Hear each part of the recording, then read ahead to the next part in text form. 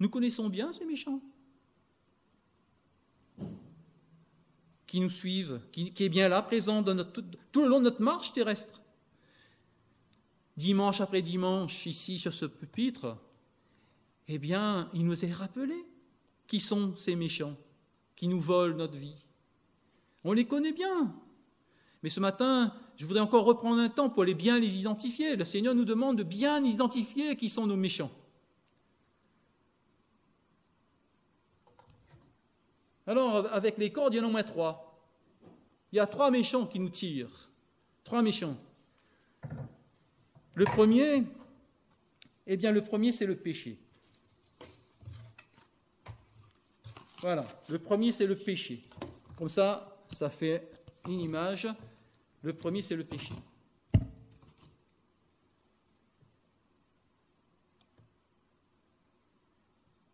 Le péché qui est là, dans notre cœur.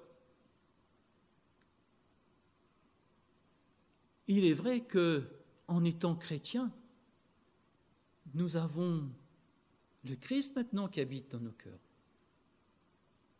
Et par son Esprit Saint.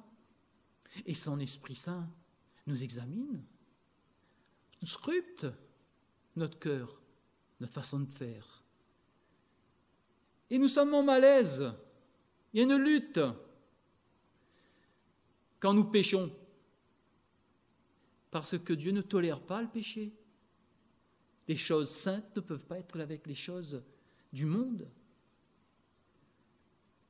Et dans notre conscience, frères et sœurs et chers amis, nous sommes alors confrontés à un conflit spirituel entre ce qui est saint et ce qui est péché. Quand nous luttons encore, parce que quelquefois nous ne luttons même plus, nous avons abandonné et nous sommes sous la dictature du péché, avec les griffes qui nous griffent encore. Ce matin, peut-être que parmi nous, certains pourraient être encore peut-être obsédés, poursuivis par des choses du passé qui ne sont pas encore réglées, par des désobéissances qui sont là et qui pourraient nous décourager. Peut-être encore nous aurions des sujets tabous, enfouis dans le cœur, des épisodes coupables. Mais nous ne voulons pas raconter, nous ne voulons pas partager, nous ne voulons pas obéir au commandement de Dieu, à l'invitation de Dieu, de le dire, d'annoncer clair et fort. En tant que chrétiens, nous pourrions être encore dans l'immoralité, l'impureté, le vice, et nous pouvons continuer encore à mentir, à tricher, à voler, à médire, à semer la discorde, à abuser de l'alcool, de la drogue, à se laisser prendre par l'impureté sexuelle, etc. La liste ne s'arrête pas. Et leurs conséquences aussi. C'est pas coupé. Nous nous sommes mis à nouveau sous les fers du péché. Le deuxième ennemi, c'est le moi. Alors, c'est le moi. Ah, celui-là, il n'est pas facile. Hein. Hop, tant pis. Hein. Bon, j'ai compris. Il n'est pas facile, ce moi. Mais à bien des égards, il est plus dangereux et plus fort que le péché. C'est vrai qu'il est difficile d'accepter et de reconnaître que le moi, où il se trouve ce moi? Où il se trouve? Vous savez, tous les matins, je ne sais pas, j'espère, j'espère, je n'ai rien à dire là-dessus d'ailleurs, enfin moi je le fais, tous les matins, je vais dans ma salle de bain et malheureusement, je vois qui est en face. Et c'est bien moi. Et celui-là, il est bien là, bien visible. Mais c'est pas facile de se dire que c'est mon ennemi, c'est mon méchant. Le méchant, c'est plus les autres, c'est ailleurs, c'est en dehors de moi. C'est difficile d'accepter et de reconnaître que mon je, c'est mon ennemi. Nous préférons que l'ennemi reste dehors. Chers frères, chères sœurs et chers amis, il n'est pas, encore une fois, pas facile de l'identifier chez nous. On l'identifie chez les autres, mais chez nous, c'est moins facile. Pourquoi? Parce que notre moi peut nous inciter à faire beaucoup de choses apparemment bonnes. Nous lisons la Bible, prier, aller à l'église, payer la dîme, témoigner aux perdus, faire de la campagne d'évangélisation. Le moi est capable de nous faire faire de bonnes choses, apparemment. Et puis, c'est vrai, effectivement, honnêtement, on peut voir des progrès dans nos vies par notre propre force. Nous ne buvons plus. Nous ne mentons plus à nos proches. Nous allons régulièrement à l'église. Nous lisons la Bible, etc. Mais tout ça en toute apparence. Et nous menons en toute apparence une bonne vie. Une vie bonne.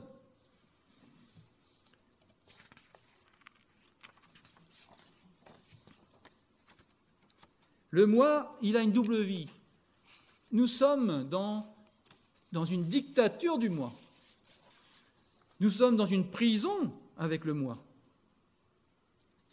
Parce que le moi nous oblige, nous contraint, nous exige de nous à donner une apparence extérieure de victoire sur les difficultés de la vie. Ah, moi, j'ai réglé, hein. Regardez, mon passé, vous avez vu là? Je buvais, je ne bois plus. Je faisais ça, je ne faisais plus. Ah, c'est bon. Il a une propre justice, une propre analyse. Il va arriver même à se dire, mais je suis juste. Vous voyez? J'ai une vie tellement pieuse, de piété, que je suis juste. Je peux dire, je suis juste. Mais tous les problèmes du moi, que sont l'orgueil, l'avarice, la jalousie, l'ambition, la propre justice, la propre volonté, etc., mais sont cachés. Parce que le moi, il n'aime pas se faire voir. Le moi, il se montre une vitrine d'extérieur, mais le moi intérieur, il ne veut pas. Il cache. Il trouve toujours des solutions pour s'en sortir. Il met en place toutes sortes de stratégies humaines pour refouler les mauvaises circonstances. Il met à la cave. Et quelqu'un avait fait une image de l'être intérieur comme une maison. Il y a la cave, le salon et le grenier. Mais le moi, il met tout ce qu'il ne veut pas dire et montrer, il met à la cave. Il refoule tout ça dans la cave. De temps en temps, les monstres, ils montent au salon. Il reprend le monstre, il met à la cave. Et il trouve toutes sortes de stratégies. Ah, cette chose-là, on l'oublie. Ah, on ne fait plus face. Ah, c'est bon, secret de famille. On n'en parle plus. Ça, c'est les mois qui ont... J'ai entendu ce matin, je ne sais pas une critique, il y a des mois qui sont des combattants. Hein. Eh oui, il y a des mois forts. Des mois forts, hein. Ces mois qui sont dans la capacité de se prendre en charge et de prendre les autres en charge aussi. Hein. Et puis il y a les mois faibles, qui sont toujours en train de s'apitoyer, dire que ça ne va pas, ouais, je suis toujours comme ceci, comme cela, voilà, c'est ça. Le moi impose une double vie, celle du dehors et celle du dedans. Notre troisième ennemi, c'est qui?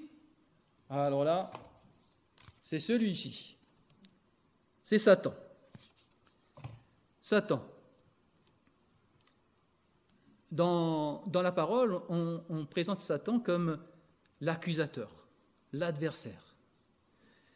Quand on lit dans Luc, on voit qu'il cherche à corrompre, même Jésus, il corrompt les hommes. Il veut détruire l'œuvre de Dieu que Dieu construit dans le cœur des croyants. Il enlève la bonne semence, il met de la mauvaise. Alors, il prend la bonne semence, qui est la vérité de Jésus, et il transforme par du mensonge. Il met de l'ivraie, le Seigneur nous met du froment, le Seigneur nous donne sa parole, la parole de vérité dans notre cœur, qui nous libère. Jésus a dit, je suis le chemin, la vérité et la vie. je suis la vérité. Eh bien, l'ennemi, Satan, il va mettre de l'ivraie. Ah non, il n'a pas dit ça comme ça. Hein. C'est sûr, le doute. Son œuvre, c'est nous détruire, c'est détruire l'œuvre de Dieu en nous et nous mettre à douter. Et en plus, il accuse, il est accusateur. Jour et nuit, il est auprès de Dieu, en train de rappeler à Dieu, hop, regarde celle-ci, regarde celle-là. Tu as vu? Il peut tenir sur nous, ouais. Regarde là, un tel, une telle. Il dit, et se dit chrétien. Être chrétien, représenter le royaume de Dieu sur la terre, être en marche dans le pays éternel. Mais regarde son témoignage. Il est évident qu'il y a du péché là-dedans. Il y a des fonctionnements autonomes. Regardez le moi et le péché. Et puis même, il met des pots de banane. Même si nos deux ennemis, on les tient à peu près à distance, mais il est capable de nous mettre des pots de banane.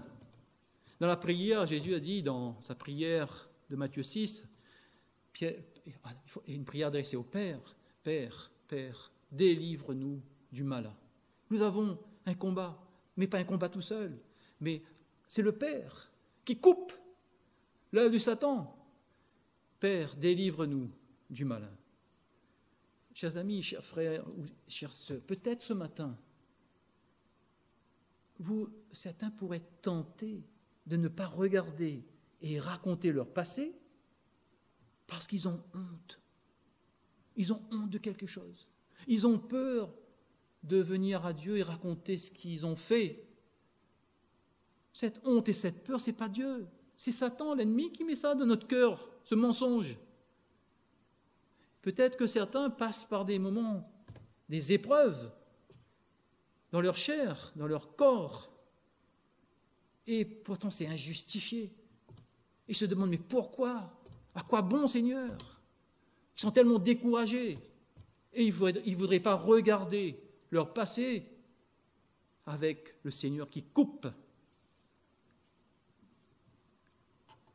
les méchancetés de nos ennemis.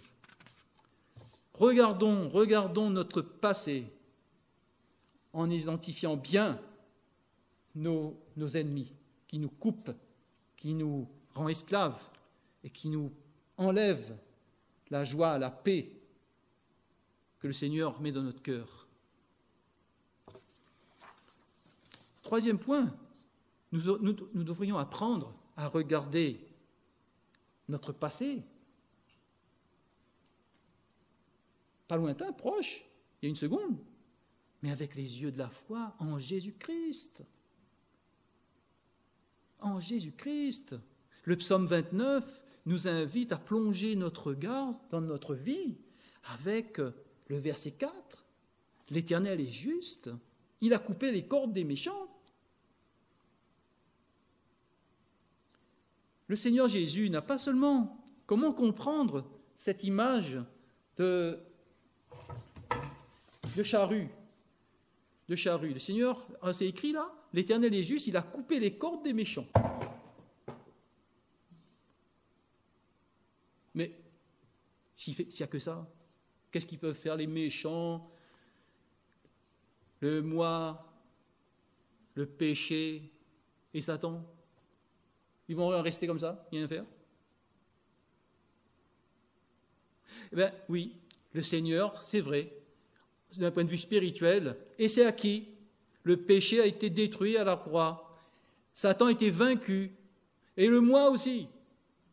Mais nous sommes capables, apparemment, quand on fait une opération, je ne sais pas, moi je n'ai pas encore eu cette expérience, mais apparemment quand on coupe une jambe à quelqu'un, il a l'impression que la jambe est toujours là. C'est vrai ça? C'est vrai? Eh oui. Eh bien, en fait, c'est un peu comme ça. C'est coupé, mais dans notre tête, on continue à croire que ça existe. Notre jambe est là. C'est incroyable, hein? Ben, si seulement le Seigneur a fait que ça, et et il nous les laissait comme ça, en croyant que, voilà, ben oui, mais on est comme ça. On a les choses qui sont coupées, mais on pense que ça existe toujours. Le Seigneur n'a pas fait que ça, pour nous enlever complètement aussi les malheurs de cette croyance que les choses continuent à exister. Il a fait plus que ça. Hein. Il n'a pas que coupé, mais il a donné son dos pour que, en fait, à notre place, pour que nos ennemis continuent à frapper, mais à frapper son dos. Et c'est ce que ce psaume, en fait, le psaume 29 est un psaume prophétique.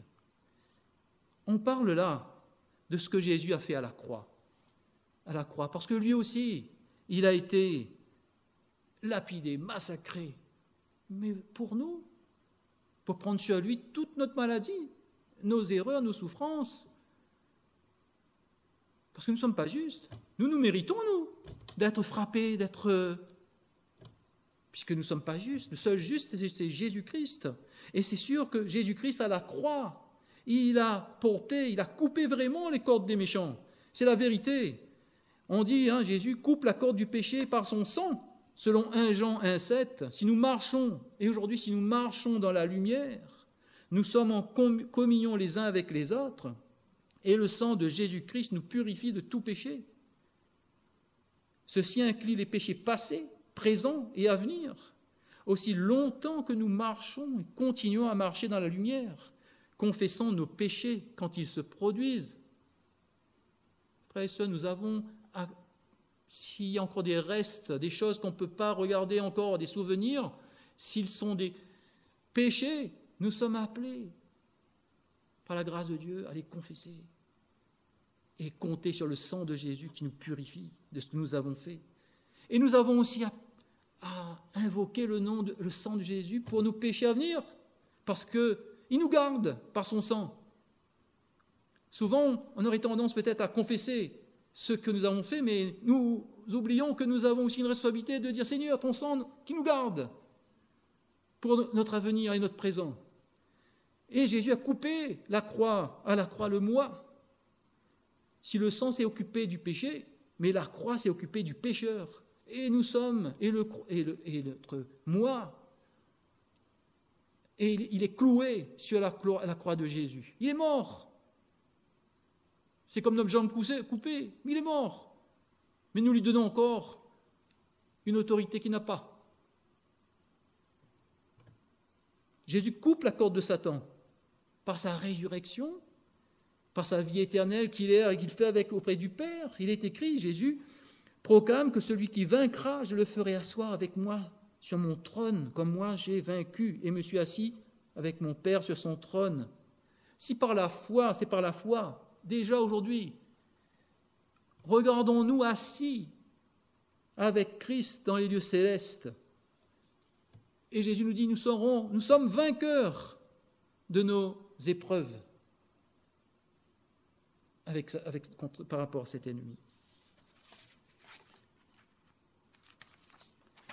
4, et enfin, nous devons apprendre à regarder le passé, le présent, l'avenir, mais avec le Saint-Esprit que Dieu nous a donné, qui vit en nous, au travers des souffrances et de la victoire de Jésus-Christ.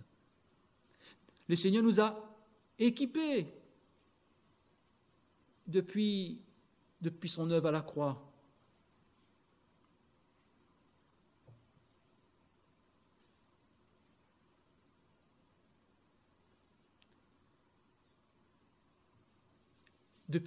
Voilà ce que dit Jésus et ce que Jésus a fait dans la prophétie d'Ésaïe.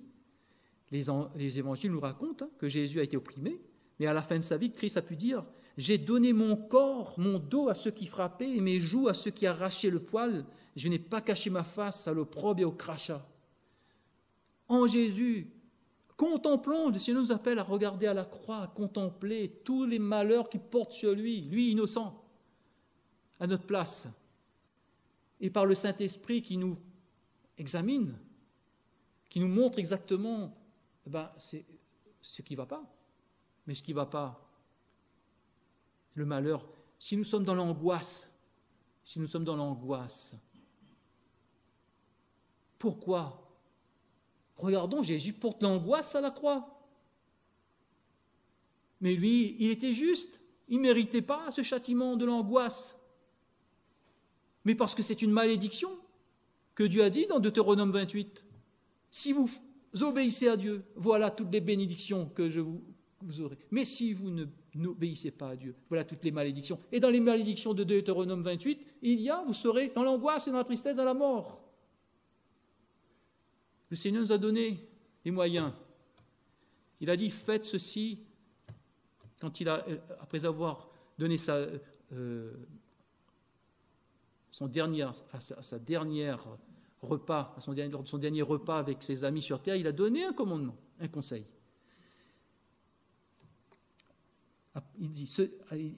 On lit souvent dans 1 Corinthiens 11. En effet, voici l'enseignement que j'ai reçu du Seigneur et que je vous ai transmis.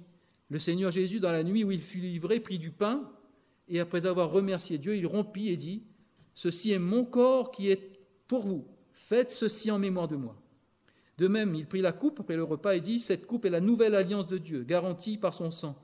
Toutes les fois que vous en boirez, faites-le en mémoire de moi. » En effet, jusqu'à ce que le Seigneur vienne, vous annoncez sa mort toutes les fois que vous mangez ce pain et que vous buvez cette coupe.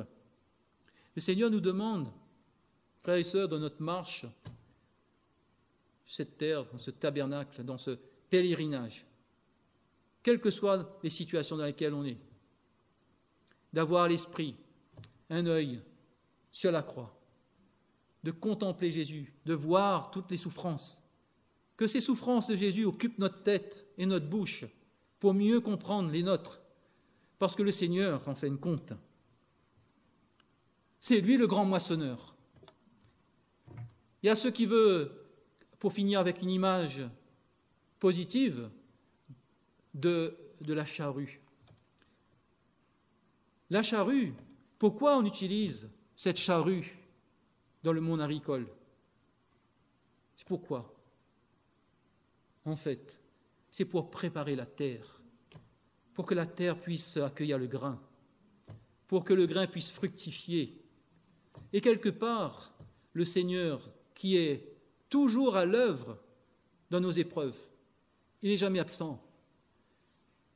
Il sait de quoi nous avons besoin pour pouvoir porter du fruit, grandir à l'image de Jésus-Christ.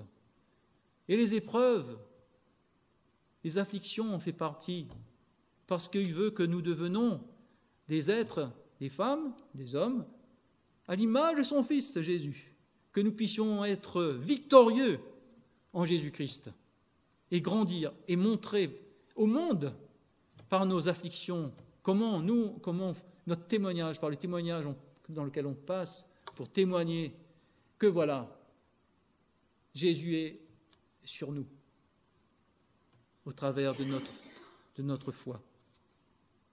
Je vous invite à prier.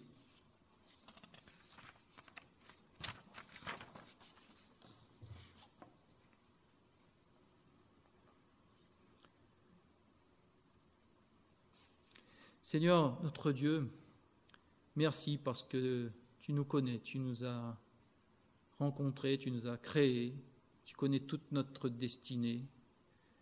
Tu as été intervenu par ta grâce pour faire de nous des enfants, de nous mettre ensemble, un peuple qui veut te louer, te témoigner de toi ici. Seigneur, permets que nous puissions vraiment regarder notre passé, notre présent, notre avenir par les yeux de la foi, avec l'aide de ton Esprit Saint et l'œuvre de Jésus-Christ à la croix, la victoire de Jésus qui a obtenu à la croix pour nous. Seigneur, permets que nous puissions regarder notre cheminement en découvrant comment tu as été fidèle pour nous accompagner tout le temps, les bons mauvais comme les mauvais moments. Seigneur, apprends-nous à te confier, à te raconter toutes les situations qui posent encore problème à notre âme, toutes les actions que nous avons réalisées comme si tu n'existais pas.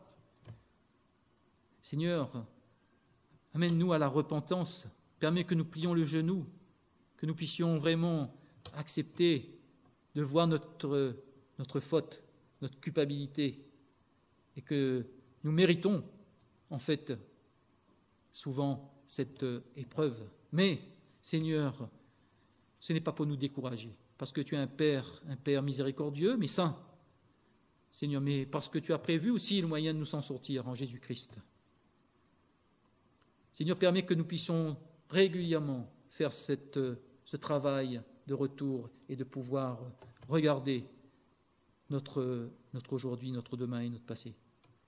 Qu'aucune rancune puisse être restée dans notre cœur, Seigneur. Combien encore la rancune sur des choses du passé sont là, présents, de l'amertume, du non-pardon, Seigneur, de faiblesse. Aide-nous à repousser tout péché que nous connaissons de nous dans notre cœur, que nous puissions rapidement confesser et abandonner.